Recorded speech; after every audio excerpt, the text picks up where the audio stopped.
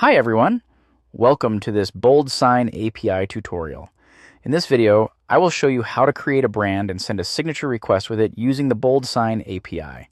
You'll see how this branding enhances the signer's experience, making the entire process feel more professional. To create a brand, I navigate to the developer documentation. In the branding section, I find code snippets for creating a brand in various programming languages, along with a list of properties and their descriptions.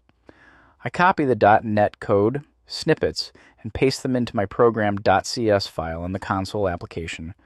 I've already installed the BoldSign NuGet package with the latest version. You can easily install this via the NuGet package manager by searching for the BoldSign API package. Now I'll update the code. In the API client, I set the API key to connect with BoldSign services. If you haven't created your API key yet, you can create it in the BoldSign web app on the API key page under the API section. The branding client object is used to create the brand. In the brand settings, I set the brand name to Syncfusion and configure the brand logo using file bytes.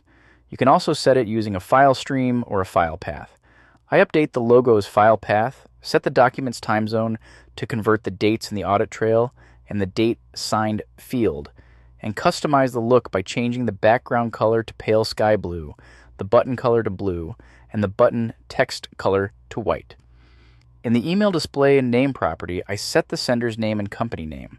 This sender's name will be replaced with the actual name of the person sending the document and will be displayed in the emails sent to the signers.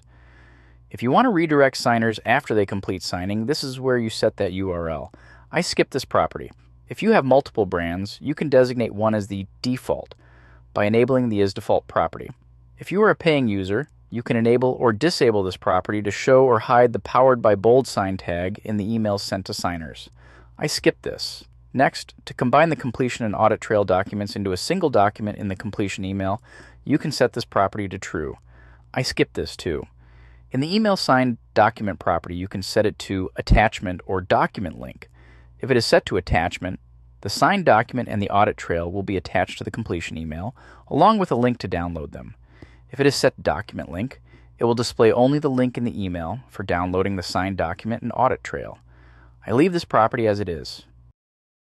If you want to hide the decline or save options during signing, you can enable these properties.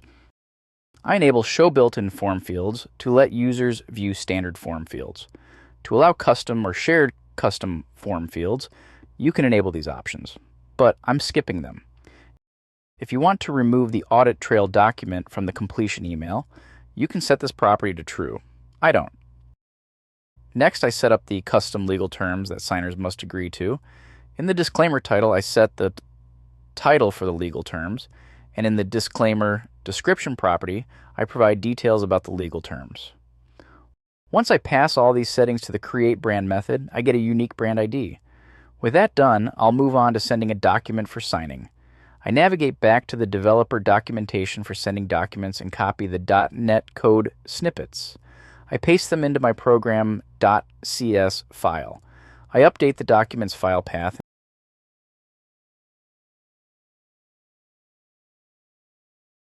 and set up the signature field position. I change the signer's name and email address. If you want to specify a brand that is not set as the default, you can set the brand ID here. I have set the brand ID that I created. I pass these properties to the sendDocument method. I log its unique ID into the console. Now, I run the sample. The console logs the document ID, and the document is sent off for signing. Check this out.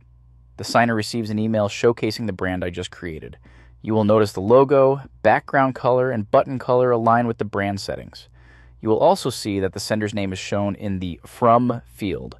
Clicking the Review and Sign button directs the signer to the BoldSign signing page, where they can review the custom legal terms before proceeding. That's how you customize branding for the signature request process using the BoldSign API. If you found this video helpful, don't forget to hit the like button and subscribe. Thank you for watching. Stay tuned to our channel for more BoldSign API tutorials.